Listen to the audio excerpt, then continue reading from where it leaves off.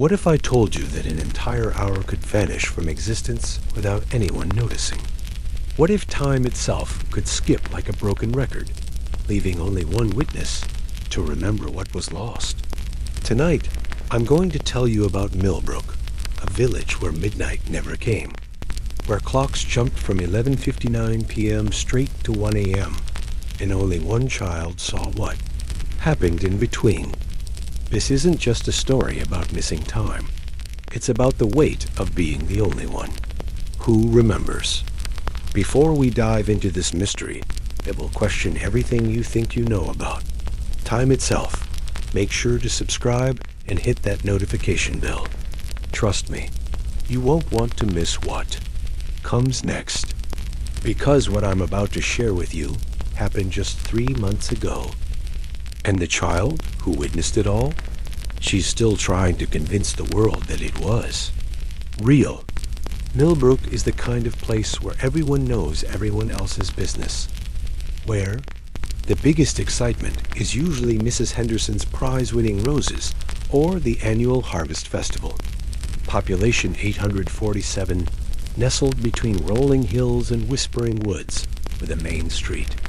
That stretches exactly 12 blocks from the old church to the railway crossing that hasn't seen a train in 20 years. The town clock, perched atop the century-old courthouse, has been keeping perfect time since 1923. Its brass hands have watched over births, deaths, marriages, and every mundane moment in between. But on the night of October 15th, something unprecedented happened. Something that would shatter the quiet routine of this sleepy village and leave one little girl carrying an impossible burden.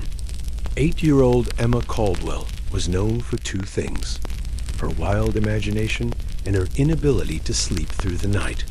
While other children dreamed peacefully, Emma would lie awake, watching shadows dance on her ceiling. Her parents, Sarah and Michael, had tried everything: warm milk, bedtime stories, even a nightlight shaped like a friendly owl. But Emma's mind was too active, too curious about the world beyond her bedroom window. On that particular Tuesday night, Emma had been lying in bed for hours, listening to the familiar sounds of Millbrook settling into sleep. The distant hum of the refrigerator downstairs, the soft tick of the grandfather clock in the hallway. She had developed a habit of watching the digital clock on her nightstand, counting the minutes until she might finally drift off. 11:47 p.m., 11:48 p.m., 11:49 p.m. But that night, something felt different. The air seemed heavier, charged with an energy she couldn't name. Even the usual night sounds seemed muffled, as if the world was holding its breath. Emma sat up in bed, pressing her face against the cool window glass. The street below was empty, bathed in the yellow glow of the old-fashioned lampposts that her grandfather had helped install 40 years ago. The courthouse clock was clearly visible from her second-story window, its illuminated face showing 11:58 p.m. Emma watched as the minute hand crept closer to midnight, something she'd done countless times before. But this time, she noticed something strange. The usual sounds of the night had completely stopped. No crickets chirping, no distant cars on the highway, not even the whisper of wind through the old oak trees. 11:59 p.m.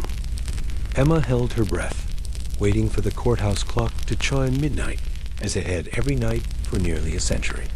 The minute hand trembled at the 12, as if struggling against some invisible force. And then, in the space between one heartbeat and the next, something impossible happened. The clock face flickered, like a television with poor reception, and the hands jumped. Not to 12 a.m., as they should have. Instead, they leaped directly to 1 a.m., skipping an entire hour, as if it had never existed. Emma blinked hard, certain her tired eyes were playing tricks on her, but her digital clock confirmed what she'd seen. the red numbers had jumped from. That's when Emma saw them. Figures moving in the streets below, but not walking. Normally, they glided with an otherworldly grace, their forms seeming to shimmer like heat mirages on summer asphalt. There were dozens of them, maybe hundreds, moving through Millbrook with purpose. They visited every house, every building, passing through walls as if they were made of mist, rather, than brick and mortar. Emma watched in fascination and growing fear as one of the figures approached her own house.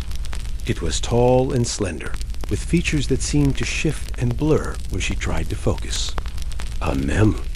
The entity passed through the front door without opening it, and Emma could hear its footsteps on the stairs. Soft, measured steps that seemed to echo from somewhere far away. Emma quickly dove under her covers, pulling them over her head and squeezing her. Eyes shut. She could feel the presence in her room, could sense it standing beside her bed. But instead of fear, she felt an overwhelming sense of sadness.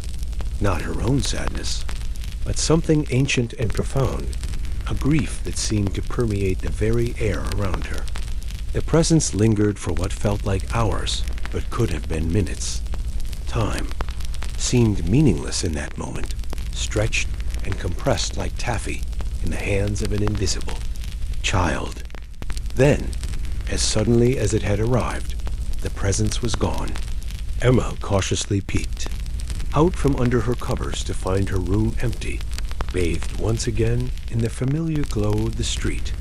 Lamps outside. She looked at her clock. 1 a.m. The missing hour had ended, and time was flowing, normally again. But Emma knew with absolute certainty that something monumental had just occurred.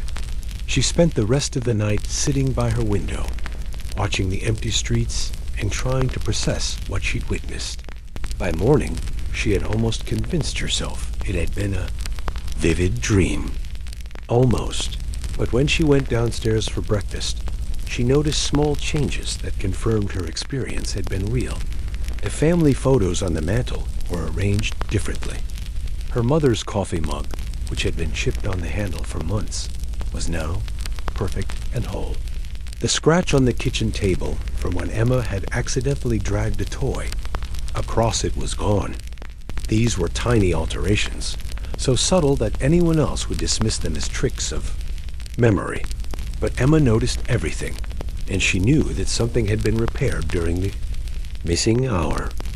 At school that day, Emma tried to tell her best friend Lucy about what she'd seen. But Lucy just laughed and said Emma must have fallen asleep and dreamed the whole thing. Clocks don't skip time, silly, Lucy said, twirling a strand of hair around her finger. That's impossible. You probably just looked at it wrong. But Emma knew what she'd seen. She decided to test her theory by asking others about the previous night. Her teacher, Mrs. Rodriguez, looked puzzled when Emma asked if she'd noticed anything strange. Strange how, dear? Mrs. Rodriguez asked, her brow furrowed with concern. Did you have trouble sleeping again? Perhaps you should speak with the school counselor. Emma tried asking the mailman, Mr. Peterson, who had been delivering mail in Millbrook for 30 years. If anyone would notice something unusual about the night, it would be him. But Mr. Peterson just shook his head and patted Emma's shoulder kindly. Nothing unusual here, sweetheart. Just another quiet night in our little town.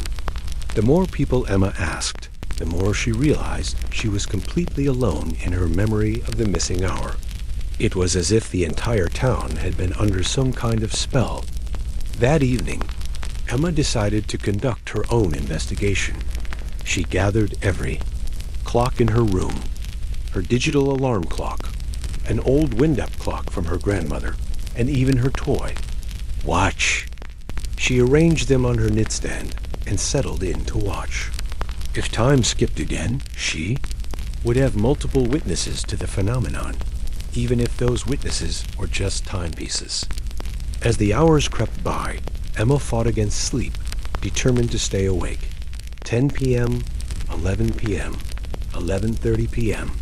Her eyelids grew heavy, but she pinched herself to stay alert. 11:58 p.m.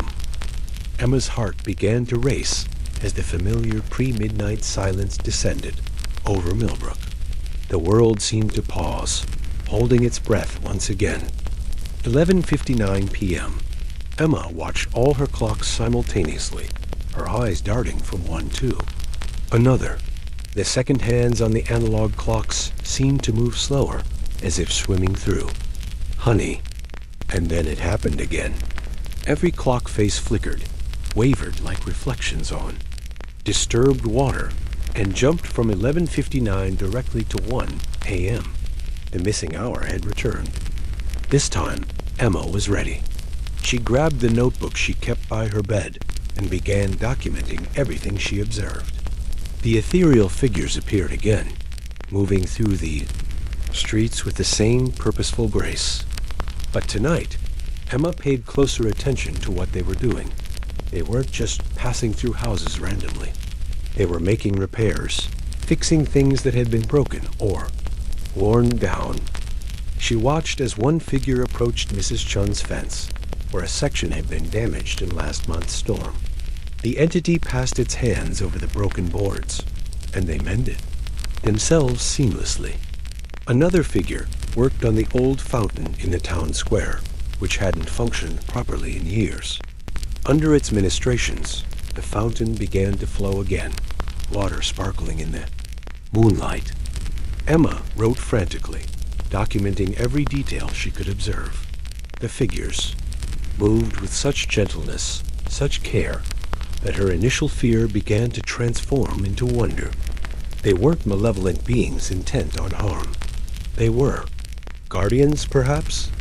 Caretakers working to maintain and restore the world while everyone else slept, unaware of their benevolent presence.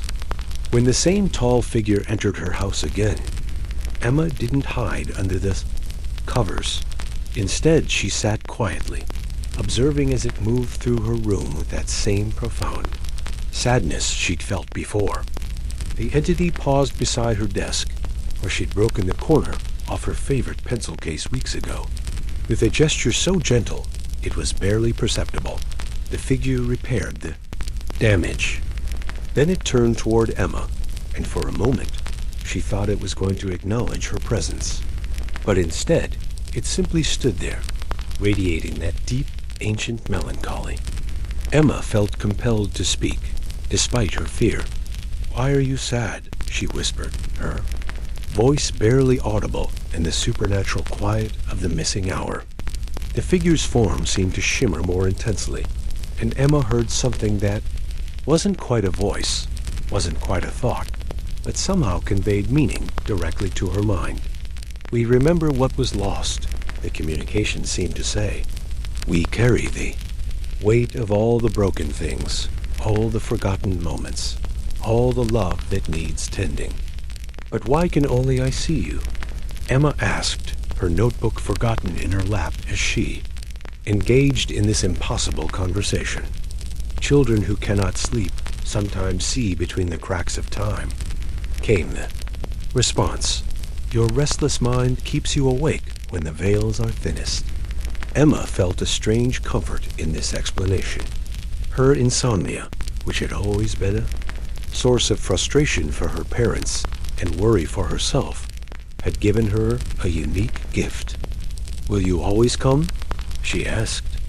"Will the missing hour always happen?" But the figure was already fading, along with all the others throughout the town. Time resumed its normal flow, and Emma found herself alone once again, but no longer afraid. She had been chosen as a witness to something over the following weeks. Mysterious. Emma continued to document the missing hours. They didn't happen every night, but followed a pattern she couldn't quite decipher. Sometimes the hour would skip 3 nights in a row, then not at all for a week. But whenever it happened, Emma was there to witness the quiet work of restoration. She began to notice the cumulative effects of their efforts. Millbrook was slowly becoming more beautiful, more harmonious. Broken sidewalks mended themselves overnight. The old playground, which had been showing its age with rust and wear, gradually returned to pristine condition. Gardens flourished with unusual vigor. Even the people seemed different, though they couldn't quite put their finger on why. There were fewer arguments, more spontaneous acts of kindness, a general sense of contentment. Emma's parents noticed the change in their daughter, too. She was calmer, more confident, and while she still had trouble sleeping, she no longer seemed distressed by it. "You seem different lately," her mother said one morning over breakfast. "More peaceful, I guess. Are you feeling better about the sleep issues?" Emma smiled, thinking of her secret knowledge, her special role as witness to the Midnight Guardians. "I think I understand why I can't sleep now," she said simply. Her father looked up from his newspaper, a publication that seemed to have fewer tragic stories these days, though he couldn't quite figure out why. "Oh? And why is that, sweetheart?" he asked, genuinely curious about his daughters. Newfound wisdom. "Someone needs to be awake to watch over the watchers," Emma replied, a statement so profound that her parents exchanged glances over her head. "That's very philosophical for an 8-year-old, her mother said gently. "Did you read that somewhere?" Emma just smiled and returned to her cereal. How could she explain that she'd learned it from beings who existed between seconds, who worked tirelessly to heal the world's small wounds? As weeks turned into months, Emma's notebook filled with observations and sketches of the Midnight Guardians. She drew their shifting forms as best she could remember them. She cataloged every repair she witnessed, every small act of restoration that collectively transformed Millbrook into something approaching paradise. But the more she watched, the more she began to understand the profound sadness that emanated from the Guardians. They were fixing things that had been broken by time, by neglect, by the simple entropy of existence. But they couldn't fix everything. They couldn't repair hearts broken by loss. Couldn't mend relationships torn apart by misunderstanding. Couldn't restore the innocence lost to growing up. Emma began to realize that she was witnessing a cosmic maintenance system. Beings tasked with keeping the physical world from falling apart, while the deeper wounds of existence remained beyond their power. One night, during a particularly vivid missing hour, Emma decided to venture outside. She'd always watched from her window, but something compelled her to get closer. She crept downstairs and slipped out the front door, expecting to feel the night air on her skin. Instead, she found herself in a space that existed between temperature, between sensation. The missing hour wasn't just a gap in time. It was an entirely different state of being. Emma could move through it, like swimming through liquid starlight. She approached one of the guardians working on the old church steeple, which had been leaning precariously for decades. Up close, she could see the intricate care with which it worked. The guardian noticed her approach and turned. For the first time, Emma could see its face clearly, though face wasn't quite the right word for the shifting collection of light and shadow. Before her, "You shouldn't be here, little watcher," it communicated, though not unkindly. "This space is not meant for the living." "But I am living," Emma replied, surprised by her own boldness. "I'm just awake when I should be sleeping."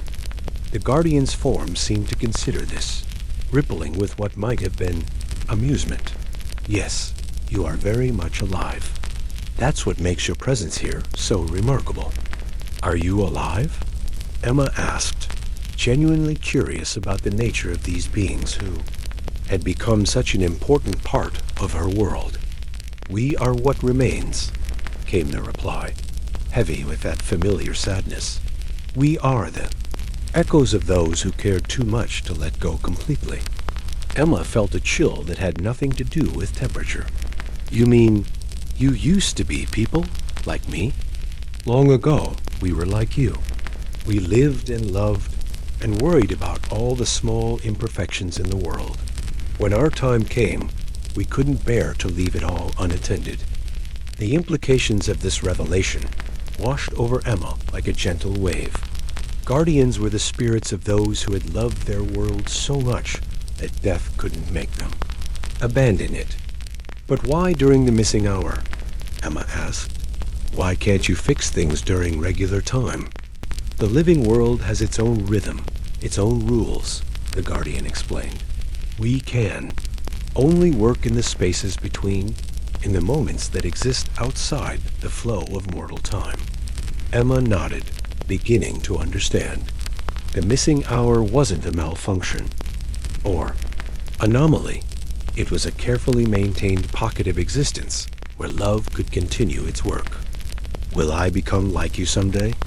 She asked, the question escaping before she could. Stop it. The Guardian's form grew warmer, more radiant. That depends, little watcher. Not everyone who dies becomes a Guardian. Only those who love deeply and purely enough to sacrifice their rest. Would you choose differently, if you could? Emma wondered aloud. Would you rather move on to whatever comes after? For a long moment, the Guardian was silent, its attention seemingly focused on the delicate work of straightening the church steeple. Finally, it responded, We chose this because we couldn't bear the thought of leaving behind a broken world. But sometimes, in the quiet moments between repairs, we wonder what peace might feel like. Emma felt tears welling up in her eyes, understanding now the source of the profound sadness that surrounded these beings. They were trapped by their own love, unable to rest. Is there anything I can do to help? She asked, her young heart breaking for these. Eternal caretakers, you already are helping, little watcher. By seeing us, by remembering, by carrying our story in your heart. We are not forgotten as long as one person knows. As the missing hour drew to a close, Emma felt herself being gently pulled back toward her house, back toward the world of linear time and sleeping families. Will I see you again? She called out as the Guardian's form began to fade. Every missing hour, little watcher. Until the day you no longer need to stay awake to see what others cannot. Emma found herself back in her bedroom, her notebook clutched in her hands, filled. With new sketches and observations, it seemed to glow with their own inner light. From that night forward, Emma's relationship with the missing hours changed. She was no longer just an observer, but a participant, a bridge between the world of the living and the realm of the Guardians. She began to help in small ways, pointing out things that needed attention, sometimes even assisting with minor repairs that her small hands could manage in that strange, timeless space. The Guardians welcomed her contributions, grateful for the assistance of someone who existed fully in both worlds. Emma learned their names, or what passed for names among beings of pure intention. There was Mender, who specialized in fixing broken objects with infinite patience. Tender, who cared for the town's plants and animals with extraordinary gentleness. Guardian, who watched over the sleeping residents and occasionally adjusted their dreams to be more peaceful. And many others, each with their own specialty, their own eternal task. Emma learned that Millbrook wasn't the only place visited by such beings. Every town, every city, every settlement had its own guardians, spirits of the departed who couldn't bear to leave their beloved places unattended. But why don't more people see you? Emma asked one night as she helped Tender coax new blooms from Mrs. Patterson's rose garden. Most people sleep deeply during our hours, Tender replied, his voice like wind through leaves. And those who are awake are usually occupied with worries about tomorrow or regrets about yesterday. You, little watcher, have the gift of being present in the moment. That's what allows you to see us. Emma treasured this explanation, understanding that her sleeplessness wasn't a curse, but a blessing that had opened doors to a hidden world of love and service. Months passed, and Emma's secret knowledge grew. She became an expert in the dens, hidden workings of her town, aware of every small miracle that occurred during the missing hours. She watched the gradual transformation of Millbrook from a pleasant but ordinary village into something approaching perfection. Crime rates dropped to zero, accidents became rare, and a spirit of community flourished. The changes were so subtle that the residents attributed them to good luck, effective leadership, or simply the natural evolution of their close-knit community. Only Emma knew the truth, that their town was being lovingly maintained by spirits who refused to let death end their caring. But with knowledge came responsibility. Emma began to feel the weight of being the sole witness to this incredible secret. She longed to share it with someone, to have another person who could see what she saw and understand the magnitude of what was happening every missing hour. One evening, she decided to try something different. Her younger brother Tommy was going through a phase where he had nightmares and often woke up in the middle of the night. "Tommy," she whispered one night when she heard him stirring in the room next to hers. "Come here. I want to show you something." Tommy, rubbing his eyes and clutching his stuffed elephant, shuffled into Emma's room. "What is it, Emma?" "I had a scary dream about monsters.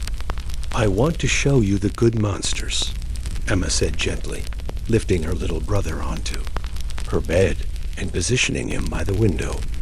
"There are no good monsters," Tommy protested, but he was curious enough to stay and look out at the quiet street below. Emma checked her clock.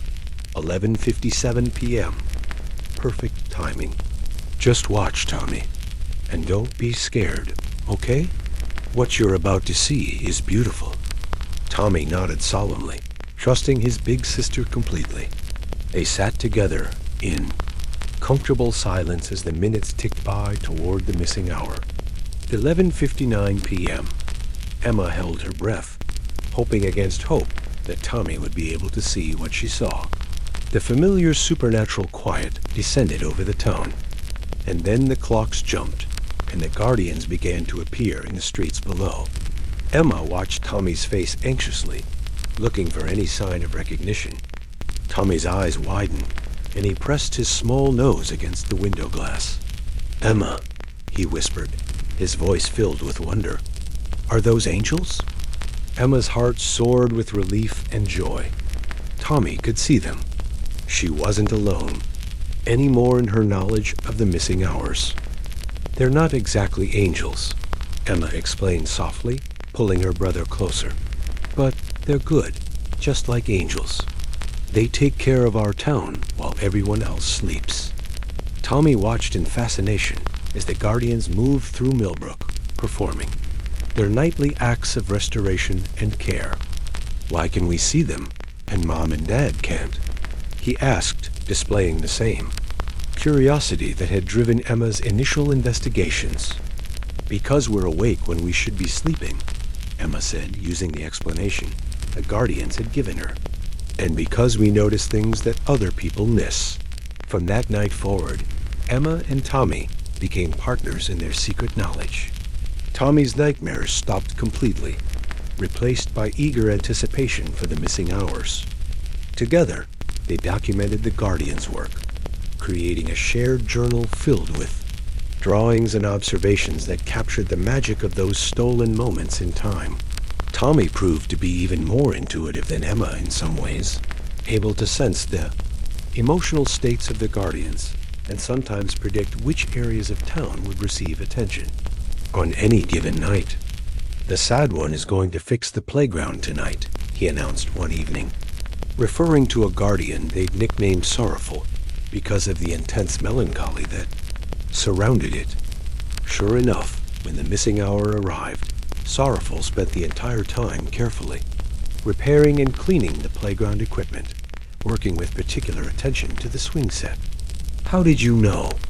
Emma asked her brother as they watched through their window. Tommy shrugged, the gesture looking oddly mature on his 6-year-old frame. "I could feel it wanting to make the place where children play safe and happy." Emma marveled at her brother's natural empathy with the Guardians, while she observed and analyzed. Tommy simply felt and understood. Their partnership enriched the experience for both of them. Emma provided the structure and documentation, while Tommy brought intuition and emotional intelligence. Together, they began to piece together more complex patterns in the Guardians' behavior. They realized that the spirits weren't just randomly maintaining the town. They were working towards something, following a grand design that spanned months or even years. Each repair, each small act of care, was part of a larger tapestry of restoration. "I think they're trying to make Millbrook perfect," Tommy observed one night as they watched Mender carefully adjusting the alignment of every streetlight on Main Street. "But what happens when they succeed?" Emma wondered aloud. "What happens when there's nothing left to fix?" It was a question that would haunt both children as they continued their nightly vigils. The Guardian's work was beautiful and noble, but it also seemed endless. As perfect as Millbrook was becoming, Emma began to notice that the Guardians themselves seemed to be growing fainter, more translucent with each passing night. She mentioned this observation to Guardian during one of their conversations in the hall, between space of the missing hour. "We are not infinite, little watcher," Guardian replied, its voice carrying a note of something that might have been weariness. "Our energy is finite, drawn from the love we carried in. Life. What happens when you run out of energy?" Emma asked, though she dreaded the answer. "Then we finally rest," Guardian said simply. "We move on to whatever comes next, trusting that we've done enough to justify our lingering." The thought of losing the Guardians filled Emma with unexpected grief. They had become such an important part of her life, her understanding of how the world really worked. "But who will take care of Millbrook when you're gone?" she asked, her voice small in the vast space between seconds. Guardian's form seemed to smile, though the expression was more felt than seen. Perhaps someone who has learned to see beyond the veil, someone who understands the importance of tending to the small things. Emma felt a chill of understanding. The Guardians weren't just showing her their work. They were training her to carry on their mission. "You want me to become like you," she said, the realization both thrilling and terrifying. "Not exactly like us," Guardian corrected gently. "You still have a life to live, relationships to nurture, dreams to pursue. But perhaps you could serve as a bridge between the living and the Guardians who will come after us. Someone who can guide them, teach them what we've learned about caring for this place." Emma pondered this responsibility as she returned to her bedroom that night. Weight of it should have been overwhelming for an 8-year-old, but somehow it felt right. She had always been different, always awake when others slept, always noticing things that escaped everyone else's attention. Maybe this was why. Over the following weeks, Emma began to prepare for her eventual role as Guardian teacher. She documented everything with even greater care, creating a comprehensive guide to the Guardians' methods. She learned to communicate more effectively with the spirits, understanding their visual language of light and shadow, their emotional vocabulary of sadness and joy. Tommy proved invaluable in this process, his natural empathy allowing him to interpret nuances that Emma might have missed. "Tender is worried about something," Tommy announced one evening before the missing hour began. "It feels anxious, like when Mom gets stressed about Dad's work trips."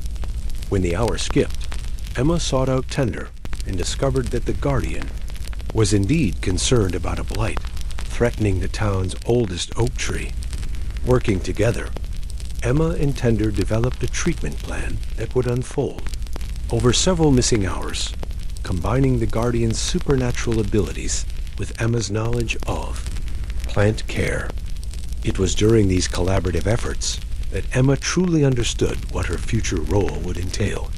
She wouldn't just be a passive observer or record keeper. She would be an active participant in the cosmic maintenance of her world, using her unique position as a living person who could perceive the Guardians to facilitate their work. As autumn deepened into winter, Emma noticed that the missing hours were becoming less frequent. Sometimes a week would pass without a single skipped midnight. When she asked Guardian about this change, the spirit's response confirmed her growing suspicions about their finite nature. "Our work here is nearly complete," Guardian explained, during what would turn out to be one of their final conversations. "Millbrook has been restored to a state of harmony. The infrastructure is sound, the community bonds are strong, and the spiritual atmosphere is one of peace and mutual care. We have succeeded in our mission." Emma felt a bittersweet mixture of pride and loss. The Guardians had achieved something remarkable, but their success meant she would soon lose these extraordinary beings who had become her friends. "What about other places?" she asked. "Are there towns that need help? Communities that don't have Guardians watching over them?" Guardian's form brightened with what Emma had learned to recognize as joy. "You understand perfectly, little watcher. Yes, there are many places in need of tending. Some places have Guardians, but lack someone who can see them, guide them, help them understand what needs the most attention. Others have no Guardians at all." Emma felt a stirring of purpose that was both exciting and daunting. Her role wasn't just to maintain Millbrook, but to help extend this network of care to other communities. "How would I do that?" she asked. "I'm just a kid. I can't travel around the world looking for places that need Guardians." "You won't need to travel physically," Guardian replied. "The network of Guardians spans the globe, connected by bonds of shared purpose and love. Through us, you can communicate with Guardian networks in other places, offering guidance and support to those who need it most." Emma's mind reeled with the implications. She was being offered a chance to become part of something vast and beautiful, a worldwide community of spirits dedicated to healing and maintenance. The final missing hour occurred on a snowy December night, just a few weeks before Emma's 9th birthday. She and Tommy kept their vigil as always, but they both sensed this would be different. The Guardians moved more slowly than usual, taking extra time with each task, as if savoring their final moments of service to Millbrook. One by one, they completed their eternal duties and began to gather in the town square, their forms glowing more brightly than Emma had ever seen them. Guardian approached the children's window and gestured for them to come outside. Emma and Tommy exchanged glances, then quietly made their way downstairs and out into the supernatural space of the missing hour. The assembled Guardians formed a gentle circle around the two children, their combined radiance turning the snowy night into something resembling dawn. "Thank you," Guardian spoke for all of them, "for seeing us, for remembering us, for helping us complete our work with greater understanding and purpose. You have been the witnesses we needed, the bridge between our world and yours. Because of you, our service has meaning beyond mere maintenance." Emma felt tears freezing on her cheeks, but they were tears of gratitude rather than sadness. "Thank you for showing me that love doesn't end with death. Thank you for teaching me that caring for the world is the most important work there is, no matter how small it might seem." Tommy stepped forward, his small voice clear in the crystalline air. "Will we see you again? In other places when we help other Guardians?" Tender knelt to Tommy's level, its form coalescing into something almost human for just a moment. In every act of repair, in every moment of care, in every choice to make something better, there we will be. You carry our love forward now. Through you, our work continues in new forms, adapted to new needs, guided by living hearts that understand the value of small kindnesses. One by one, the Guardians began to fade, their forms becoming translucent, then transparent, then dissolving into the snowy air like warm breath on a cold night. But as they faded, Emma felt something settling into her consciousness. Not there, Memories exactly, but their knowledge, their understanding of how to see what needed fixing. Guardian was the last to go, its form lingering just long enough to offer a final. Communication. The missing hours are yours now, little watchers. Use them wisely. And then they were gone, leaving Emma and Tommy standing alone in the town square. As time resumed its normal flow, and the clock struck 1 a.m. for the last time after a skip. Midnight. The children returned to their house in silence, both processing the magnitude of what had just occurred. They had witnessed the end of one era and the beginning of another. In the days that followed, Emma tested her new abilities. She found that she could sense problems throughout Millbrook with unprecedented clarity. A loose shingle on the Hendersons' roof, a crack developing in the foundation of the library, a diseased branch on the elm tree by the school. She could feel them all like gentle aches in her awareness. But unlike the Guardians, Emma couldn't fix these problems with supernatural power. She was still a living child, bound by the physical laws of the world. Instead, she began to work within the system of the living community. She mentioned the loose shingle to her father, who happened to be friends with Mr. Henderson. She pointed out the library's foundation crack to her teacher, who passed the information along to the town council. She suggested to the school custodian that the elm tree might need attention. Each intervention was small, subtle, and completely natural within the context of a curious child who noticed things. But the cumulative effect was the continuation of Millbrook's careful maintenance. Emma also began to sense something else, the presence of other networks, other communities of guardians working in distant places. She could feel their struggles, their successes, their need for guidance and support, and gradually she learned to reach out to them across the mystical connections that linked all such networks. It started with dreams. Emma would sleep. She had finally learned to sleep properly, now that her true purpose was revealed, and find herself in other places, other towns, speaking with other guardians. A coastal village where the spirits struggled to repair storm damage faster than new storms could create it. An urban neighborhood where the guardians were overwhelmed by the scale of neglect and decay. A rural community where only one elderly guardian remained, too weak to maintain an entire farming district alone. Emma learned to offer advice, encouragement, and sometimes practical solutions. She taught the coastal guardians to prioritize critical infrastructure during storm seasons. She helped the urban spirits organize into specialized teams for greater efficiency. She connected the lone rural guardian with newly departed spirits from the area who might be willing to join the work of maintenance and care. Tommy proved to be equally gifted in this new phase of their mission. His empathetic nature allowing him to provide emotional support to guardians who had been isolated or discouraged.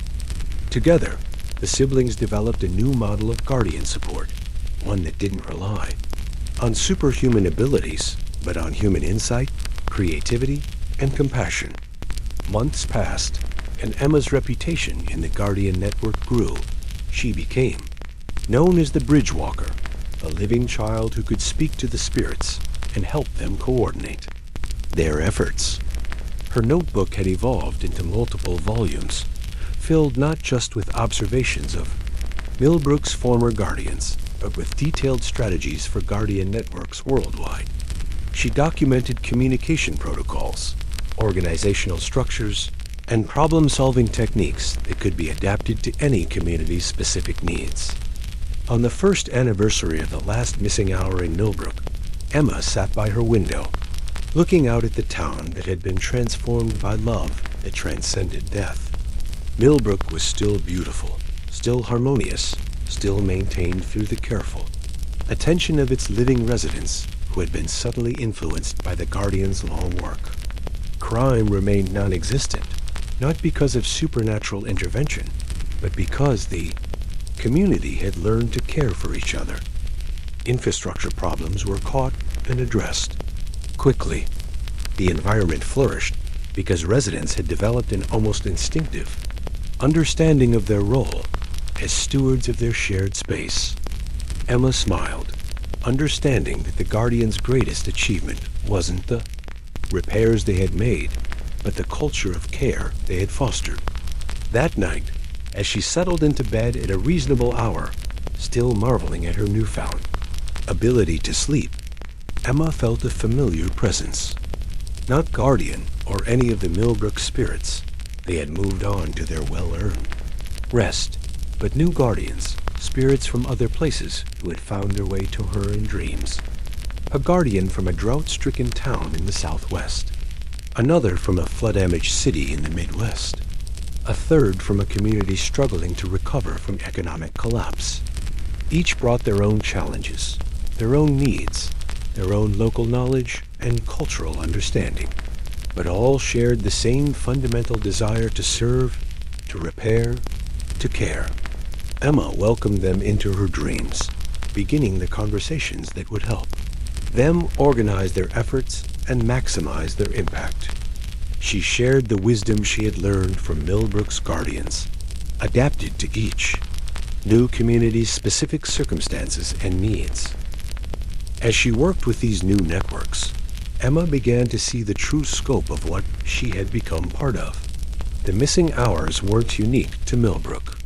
They were happening everywhere, in every community where Guardians worked to maintain the delicate balance between decay and renewal. But now, thanks to her role as bridge walker, these isolated efforts were becoming connected, coordinated, and far more effective. Emma was no longer just a witness to the missing hours. She had become the keeper of their purpose, the living guardian of the Guardians themselves. And as she drifted off to sleep, surrounded by the gentle presence of spirits dedicated to making the world better one small repair at a time, Emma smiled. She had found her purpose, her calling, her way of contributing to the endless work of love that kept the world from falling apart. The clock that skipped midnight had given her more than just a mystery to solve. It had given her a mission that would last a lifetime. And somewhere in the spaces between seconds, in the places where time bent to accommodate love, the Guardians continued their eternal work. Now guided by a 9-year-old girl who understood that the most important things in life happen when everyone else is asleep. And that sometimes being awake when you should be sleeping is exactly what the world needs.